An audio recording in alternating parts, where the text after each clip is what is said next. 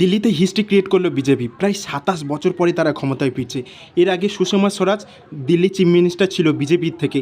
এরপরে আবার নরেন্দ্র মোদীর সময় কোনো বিজেপির কোনো একজন সদস্য যে ওখানে চিফ মিনিস্টার হবে। হিস্ট্রি ক্রিয়েট করছে এই জন্য বললাম, কারণ ওখানে বিজেপি প্রায় ৪৮টা সিটে ওখানে উইনিং করেছে, আর যেখানে আপ মাত্র ২২টা সিটে, আর অন্যান্য পার্টির তো কোনো চিহ্নই নেই। আর সবথেকে বড় ব্যাপার, দিল্লিতে যে পূর্ব যে চিফ মিনিস্টার ছিল কেজরিওয়াল, তিনি ভোটে হেরে গেছে, মানে এটা ভাবার বাইরে। আসলে লোকসভা ভোটে বিজেপির যেরকম খারাপ রেজাল্ট করেছিল, সেটা থেকে অনেকে ভাবতে শুরু করেছে বিজেপির ভারতবর্ষ থেকে চলে যাওয়ার সময় এসে গেছে।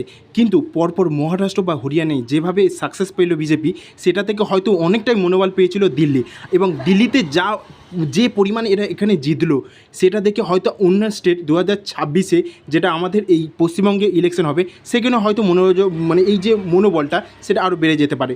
তো বিজেপি দিল্লিতে জেতার একটাই সুফল হয়েছে ওখানকার জনগণ, কারণ ওখানে যে স্টেটে যে পার্টি ছিল, যে সে সিদ্ধান্তটা নিত, সেটা সে পুরোপুরি নিতে পারতো না, কারণ কেন্দ্রেরও ওখানে কিছুটা ক্ষমতা ছিল। আর কেন্দ্র এবং স্টেট এখন দুটোই একই পার্টি, তাই ওখানে জনগণ অনেক সুযোগ সুবিধা পাবে এইটার জন্য। এবং সবথেকে বড় ব্যাপার, হয়তো আবার হার্ড যে হিন্দুত্ববাদ, সেটা ভারতবর্ষে ছড়াতে পারে, কারণ সফট হিন্দুত্ববাদ নিয়ে প্রচার করছিল ওখানে কেজরিওয়ালের পার্টি, কিন্তু বিজেপি হার্ড হিন্দুত্ববাদী নিয়ে প্রচার করছিল।